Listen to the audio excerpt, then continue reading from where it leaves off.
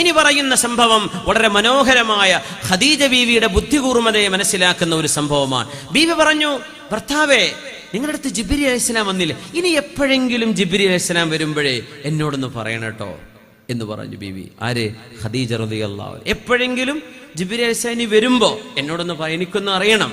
തങ്ങൾ പറഞ്ഞു തരാം. ഇമാം സുയൂത്തി റഹ്മത്തുള്ളാഹി തആല അലൈഹിയുടെ അൽ ഖസായിസുൽ കുബ്രയിൽ സംഭവം കാണാൻ കഴിയും. മുത്തനബി തങ്ങളോട് പറഞ്ഞു, റസൂലുള്ളാഹി സ്വല്ലല്ലാഹു അലൈഹി വസല്ലം തങ്ങളോട്, ഹൽ തസ്തതീഉ ഇദാ ജാഅകല്ലദീ യഅതീക അൻ തുഖ്ബിറനീ ബി, ഇനി എങ്ങാനും ജിബ്രീൽ അലൈഹിസ്സലാം വരികയാണെങ്കിൽ എന്നോടൊന്ന് പറയുമോ? പറയാം. അങ്ങനെ ഒരു ദിവസം അല്ലാഹുവിന്റെ റസൂല് ഖദീജ ബീവിയുടെ കൂടെ ഇരിക്കുമ്പോ ജിബ്രീൽ അലൈഹിസ്സലാം കടന്നു വന്നിട്ടുണ്ട്. അത് എവിടെയാ? ബീവിന്റെ വീട്ടിലാണോ ഹിറാ ഗുഹയിലാണോ അതൊന്നും അറിയില്ല. ബീവിയുടെ കൂടെയാണ് നബി തങ്ങൾ. റസൂലുള്ളാഹി തങ്ങൾ പറഞ്ഞു സ്വല്ലല്ലാഹു അലൈഹി വസല്ലം, യാ ഖദീജതു ഖദീജ, ഹാദാ സാഹിബി അല്ലദീ യഅതീനി ഖദ് ജാഅ, എൻ്റെ അരികത്ത് സാധാരണ വരാറുള്ള എൻ്റെ കൂട്ടുകാരൻ, ആ മലക്കിദാ വന്നിരിക്കുന്നു, മാലാഖ വന്നിരിക്കുന്നു. ഇതിനി മലക്ക് തന്നെയാണോ അതല്ല പിശാച്ചാണോ എന്ന് ബീവി ഖദീജ റളിയല്ലാഹു അൻഹ അല്ലാഹുവിന്റെ റസൂലിന് മനസ്സിലാക്കി കൊടുക്കുകയാണ്. തങ്ങൾക്കറിയാത്തത് കൊണ്ടല്ല, ബീവിയുടെ ഒരു ദക്കാവും ബുദ്ധികൂർമ്മതയും അറിയിക്കുന്ന ഒരു സംഭവമാണിത്. വളരെ മനോഹരമായൊരു സംഭവം, സ്വഹീഹായ സംഭവം. ഇമാമിയങ്ങളൊക്കെ, ഇമാം ഹൈതമി അവരുടെ മുജ്മഅയിലൊക്കെ കൊണ്ടുവന്നിട്ടുള്ള സംഭവം. മഹാനായ ഇമാം സുയൂത്തി തങ്ങളടക്കമുള്ള മറ്റു പണ്ഡിതന്മാർ, ഇബ്നുൽ ജൗസിയുടെ അഖ്ബാറുൽ മുസ്തഫയിലൊക്കെ ഈ വിഷയമുണ്ട്. റസൂലുള്ളാഹി തങ്ങൾ, അല്ലാഹുവിന്റെ റസൂൽ ഖദീജ ബീവിയുടെ കൂടെ ഇരിക്കുമ്പോ അല്ലാഹുവിന്റെ റസൂലിനോട്, ഹബീബായ നബി തങ്ങളോട് സംസാരിക്കാൻ വന്ന ജിബ്രീൽ അലൈഹിസ്സലാമിനെ മുത്തുനബി തങ്ങൾ അറിഞ്ഞു. നബി തങ്ങൾ പറഞ്ഞു, ആയിഷ ഖദീജ ഇദാ വന്നിരിക്കുന്നു എൻ്റെ കൂട്ടുകാരൻ. ഖദീജ റളിയല്ലാഹു തആല അൻഹ മുത്തുനബി തങ്ങളോട് പറഞ്ഞു, ഖും ഫജ്ലിസ് അലാ ഫഖദിൽ അയ്മൻ, ഭർത്താവേ, നിങ്ങൾ എഴുന്നേറ്റ് എൻ്റെ വലത് കാലിന്റെ തുടയിലൊന്നിരിക്കിൻ, അവിടെ നിന്ന് മാറി ഇവിടെ നിന്നിരിക്കിൻ. അപ്പൊ നബി അവിടെ ഇരുന്നു. ഫഖാമ വജലസ്, നബി എഴുന്നേറ്റ് ബീവിയുടെ കാലിലിരുന്നു. ഹൽ തറാഹു, ഇപ്പൊ കാണുന്നുണ്ടോ? ഖാല നഅം, ഉണ്ട് ഖദീജ, അവരെന്റെ മുമ്പിൽ തന്നെയുണ്ട്. കുട്ടികളെ കണ്ടല്ലോ, ജിന്നിനെ കണ്ടു എന്നൊക്കെ പറയണത്. ചിലപ്പോൾ പറയാൻ തോന്നലായിരിക്കും, ചിലപ്പോൾ ഉള്ളതായിരിക്കും, അല്ലാഹു ആലം. ചിലപ്പോൾ പേടിയുണ്ട് തോന്നുന്നുണ്ടാവും. ഉസ്താദുമാർ വല്ല ജിന്നിന്റെ കഥയൊക്കെ പറഞ്ഞു കൊടുത്താൽ കുട്ടികളെന്ന് ഫുള്ള് സ്വപ്നം തന്നെ ആയിരിക്കും. അതുകൊണ്ട് പല അറിയുന്ന കഥയും വേദലൊന്നും പറയാൻ പറ്റൂല, മാനസിക രോഗമായി പോകും. ജിന്നുകളെ കഥയൊക്കെ ഉണ്ട്, കിതാബിലൊക്കെ വന്ന അനുഭവങ്ങൾ. അത് പേടിച്ചതൊന്നും വേദ പറയാൻ പറ്റൂല. ഉസ്താദുമാരെല്ലാം വേദ പറയില്ല. പല വിഷയങ്ങളും കല്ലിമുന്നാസ് അലാ ഖദ്രി ഉഖൂലിഹിം അത്രേ പറയാൻ പറ്റുള്ളൂ എന്നാൽ ചിലതൊന്നും പറയില്ല, പേടിച്ചു. പിന്നെ ഫുള്ള് കേസ് വരും ഉസ്താദിനെതിരെ, പേടിപ്പിച്ചിട്ട് മാനസിക രോഗിയാക്കി എന്ന് പറഞ്ഞിട്ട്. അപ്പോൾ അങ്ങനെ വല്ലാണ്ട് പേടിപ്പിക്കാനും പറ്റൂലേ. അപ്പോൾ ഇത് ശൈത്താനാണോ മലക്കാണോ എന്ന് പരീക്ഷിക്കാൻ പോവാ. ബീവി പറഞ്ഞു, എൻ്റെ വലത്തെ കാലിലിരിക്കുന്ന നബിയെ, ഇപ്പൊ കാണുന്നുണ്ടോ? ഖാല നഅം, ഖദീജ, ഞാൻ കാണുന്നുണ്ട്. തഹവൽ, ഒന്നിട്ട് മാറി നിൽക്കിൻ. ഫജ്ലിസ് അലാ ഫഖദിൽ ഐസർ, എൻ്റെ ഇടത്തെ കാലിൽ വന്നിരിക്കി, കാലിലെ തുടയിൽ അവിടെ നിന്നിരിക്കി. ഇന്നെ നോക്കി കാണുന്നുണ്ടോ? ഹൽ തറാ, നഅം, ഉണ്ട് ഖദീജ, അവിടെ ഉണ്ട്, ഞാൻ കാണുന്നു. എന്നാ പിന്നെ എൻ്റെ മടിയിലിരിക്കിൻ. ഖും ഫജ്ലിസ് അലാ ഹിജ്രി, കാല് രണ്ടും ചേർത്ത് വെച്ച് അവിടെ ഇരുന്നോളൂ. ഭാര്യയും ഭർത്താവല്ലേ, ഒന്നും കുഴപ്പമില്ലല്ലോ. ഫി ഹദ്നിഹാ റളിയല്ലാഹു അൻഹ, നബി തങ്ങൾ മടിയിലിരുന്നു. ബീവി ചോദിച്ചു, ഹൽ തറാ, ഇപ്പൊ കാണുന്നുണ്ടോ? ഖാല നഅം, ഉണ്ട് ഖദീജ, അവിടെ തന്നെ ഉണ്ട്, ദാ എന്റെ മുമ്പിലുണ്ട്. ഖദീജ റളിയല്ലാഹു അൻഹ ഇനി പരീക്ഷിക്കാൻ പോകുന്നു, ഇത് മലക്കാണോ ശൈത്വാനാണോ എന്നറിയാൻ. ഫഹസറത് വതറഹത് ഖിമാറഹാ, ഖദീജ ബീവി റളിയല്ലാഹു അൻഹ മുഖമക്കന ധരിച്ചിട്ടുണ്ട്, ദേഹത്ത് വസ്ത്രമുണ്ട്, മുഖമക്കനയുണ്ട്. ബീവി റളിയല്ലാഹു അൻഹ മുഖമക്കന അഴിച്ചു വെച്ചു, തലമുടി പുറത്താണ്. ബീവി ചോദിച്ചു, ഹൽ തറാ, ഇപ്പൊ കാണുന്നുണ്ടോ? ഖാല ലാ, ഇല്ല ഖദീജ, ഇപ്പൊ കാണുന്നില്ല. ആള് പോയി, ഇപ്പൊ കാണുന്നില്ല. മുഖമക്കൻ അഴിച്ചു വെച്ചപ്പോ ജിബ്രീൽ അലൈഹിസ്സലാമിനെ കാണുന്നില്ല എന്ന് റസൂലുള്ളാഹി സ്വല്ലല്ലാഹു അലൈഹി വസല്ലം. ബീവി പറഞ്ഞു, വല്ലാഹി ഹാദാ മലക്കുൻ കരീം വമാ ഹുവ ബിശൈത്വാനിൻ റജീം, ഇത് പരിശുദ്ധനായ മലക്കാണ്, ഇത് അഭിശപ്തനായ പിശാചല്ല, നിങ്ങളുടെ അരികത്ത് വരുന്ന കൂട്ടുകാരൻ പിശാചല്ല. നമ്മൾ പറയില്ലേ, ചില ആളുകളൊക്കെ ചില കാര്യങ്ങളൊക്കെ പറഞ്ഞാലേ കറക്റ്റാണ് എന്നാണ് പറയും. അപ്പൊ നമുക്ക് പിന്നെ അത് ഔലിയ പാപ്പയാണ്. ഒരു മനുഷ്യൻ വലിയാണോ ഔലിയാണോ എന്ന് അറിയണമെങ്കിൽ ആ മനുഷ്യന്റെ ജീവിതം അള്ള പറഞ്ഞ പോലെ ജീവിക്കുന്നുണ്ടോ എന്ന് ആദ്യം നോക്കേണ്ടത്. ഈ അത്ഭുതം പിശാച്ചിന്റെ സഹായം കൊണ്ട് നടക്കും. ഒരിങ്ങനെ ശരിക്ക് പോക്കറ്റിക്ക് നോക്കി. എൻ്റെ ഒരു സുഹൃത്ത് അനുഭവം പറഞ്ഞു. ജോർഡാനിലൂടെ നടക്കുമ്പോഴേ ഒരു മൊറോക്കോക്കാരൻ അവിടെ ഇങ്ങനെ അവര് വാഹനത്തില വണ്ടിയില്ല, ഒരു മൊറോക്കോക്കാരൻ, ഈ മഗ്രിബികളൊക്കെ കുറെ സിഹർ ചെയ്യുന്ന മനുഷ്യന്മാരാണെന്നാണ്. ബംഗ്ലാദേശിലൊക്കെ ഈ പരിപാടി കുറച്ച് കൂടുതലാണ്. ഇന്തോനേഷ്യയിലും മലേഷ്യയിലും അതും പറയാനില്ല. കുറേ സാഹചര്യങ്ങൾ പോകല അസ്മാവിൻ്റെ പണിയെന്ന് പറഞ്ഞിട്ട് പച്ച സിഹർ ചെയ്യാൻ.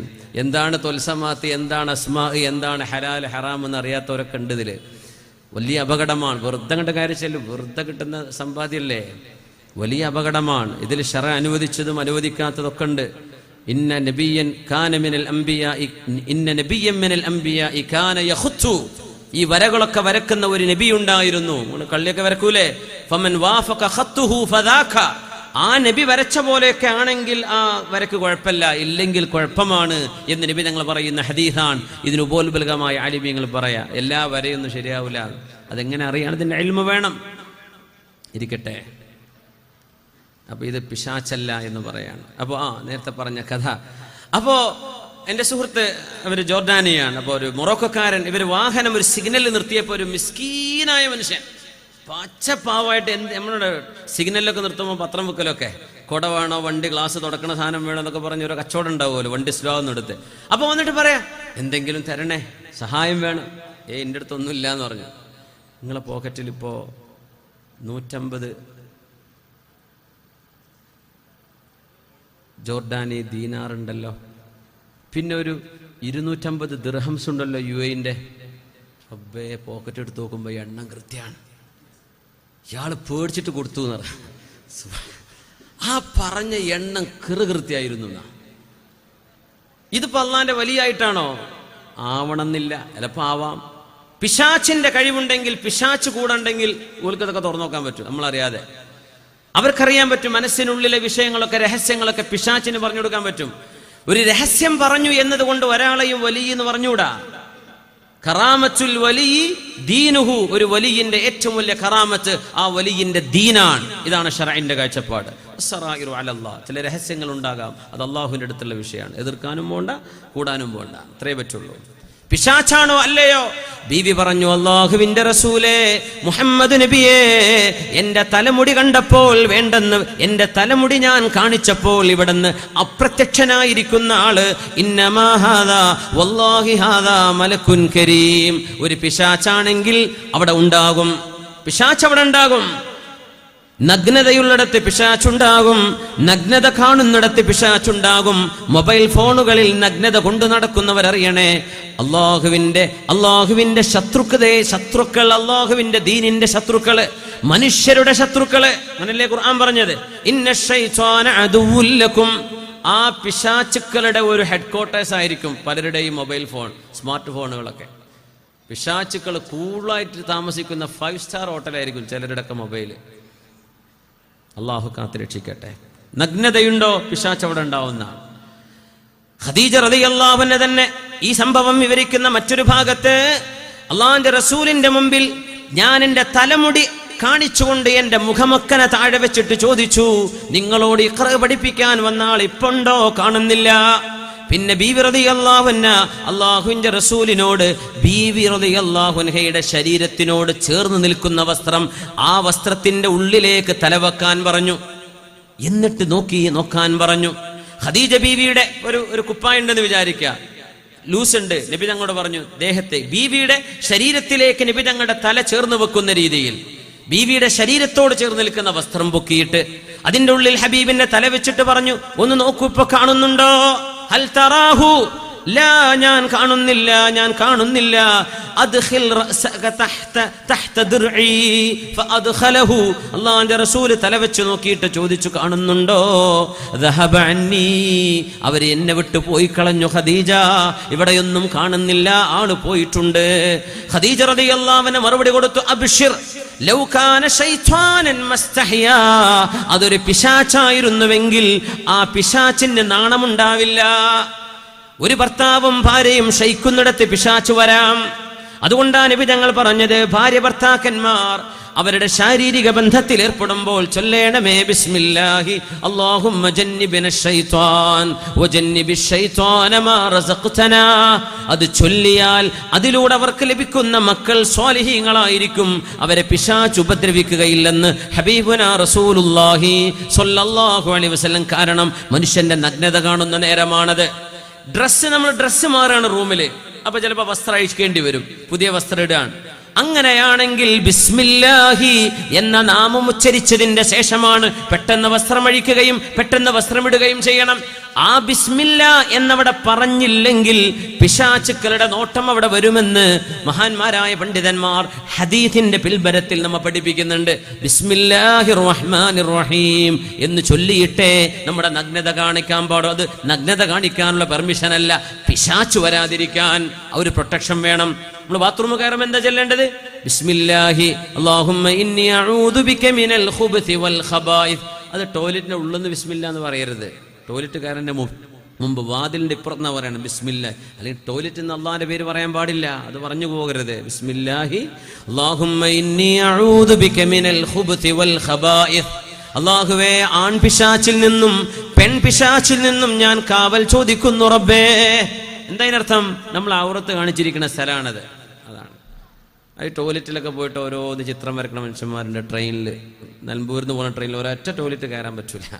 എല്ലാത്തിലും ചിത്രങ്ങളും വരെ എന്തൊക്കെ കമന്റും മൊബൈൽ നമ്പറൊക്കെ എഴുതിച്ചു പോകുന്നു. ഇതൊക്കെ ഈ ദിക്റ് അല്ലാതെ കയറുന്ന വളവന്മാരെ തലയിൽ നിന്ന് വരുന്നതാണ്. സുബ്ഹാനല്ലാഹ്. ആ ദിക്റ് ചൊല്ലി കടന്നിരുന്നെങ്കിൽ അവരുടെ തലയിൽ അതൊന്നും വരില്ലായിരുന്നു. പബ്ലിക് ടോയ്ലറ്റുകളിൽ, എയർപോർട്ടിൽ ഭയങ്കര വിപ്ലവങ്ങളൊക്കെ എഴുതി വെക്കുന്ന സ്ഥലമാണ് ഈ പബ്ലിക് ടോയ്ലറ്റുകൾ. വലിയ വലിയ സിന്ദാബാദ് റൂട്ട് കൂടെ പറയാൻ പറ്റാത്തതൊക്കെ ടോയ്ലറ്റിൽ എഴുതിച്ചു പോകും. സുബ്ഹാനല്ലാഹ്. അവിടെ അതിനുള്ള സ്ഥലമല്ല. ആവശ്യം കഴിഞ്ഞ് വേഗം പോരണം. വസ്വാസായി 2 മണിക്കൂറൊക്കെ കുടിക്കുന്ന പെണ്ണുങ്ങളെ അള്ളാനെ വിചാരിച്ചു നിർത്തിപ്പോരി, നിങ്ങളെ തടി ഉരുകിപ്പോകും. അങ്ങനെ കുളിച്ചാൽ വളരെ കുറഞ്ഞ വെള്ളം മതി മനുഷ്യന്റെ ശരീരം നനയാൻ. അത് 2 മണിക്കൂറൊക്കെ കുളിച്ച് ടാങ്ക് 2 വട്ടം നിറച്ചിട്ടും തികയാതെ വസ്വാസായിട്ട് നിൽക്കുന്നവരറിയണം, പിശാച്ചിന്റെ കൂട്ടുകെട്ട് അവിടെ ഉണ്ടാവും. പിശാച്ചിങ്ങൾ വിടൂല, ഇവിടെ നിൽക്കുന്നതന്നെ പറയാം. നഗ്നത കാണുന്ന സമയമാണത്. എല്ലാ ദിക്റും ചൊല്ലി അള്ളാഹുവിന്റെ പ്രൊട്ടക്ഷൻ സ്വീകരിച്ചുകൊണ്ടാണ് പോകേണ്ടത്. ഖദീജ റളിയല്ലാഹു തആല ഹബീബായ നബി തങ്ങളുടെ പരിശുദ്ധമായ ശരീരം ഖദീജ ബീവിയുടെ ശരീരത്തിലേക്ക് ചേർത്ത് വെച്ചിട്ട് നോക്കാൻ പറഞ്ഞു. ഹൽ തറാഹു, കാണുന്നുണ്ടോ? ദഹബ അന്നീ ഖദീജ, ആ മഹാനായ മാലാഖ കാണുന്നില്ല, പോയി കഴിഞ്ഞു.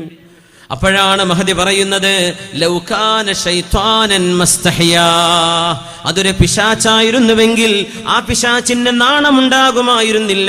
ഇന്നമാ ഹാദാ മലക്കുൻ കരീം, ഇത് സത്യസന്ധനായ അല്ലാഹുവിന്റെ മലക്കാണ് എന്ന് മഹദിയായ ഖദീജ റളിയല്ലാഹു തആല അൻഹ ഹബീബിനെ ആശ്വസിപ്പിച്ച ജീവിതത്തിലെ ഹബീബിന്റെ മനം കവർന്ന, ഹബീബിന്റെ ഉള്ളം കവർന്ന ജീവിത സഖിയാണ് നമ്മുടെ ഉമ്മയായ ഖദീജ. അല്ലാഹുമ്മ സ്വല്ലി അലാ സയ്യിദിനാ മുഹമ്മദിൻ വഅലാ ആലി സയ്യിദിനാ മുഹമ്മദിൻ വബാരിക് വസല്ലിം അലൈഹി. اللهم صل على سيدنا محمد وعلى آل سيدنا محمد وبارك وسلم عليه.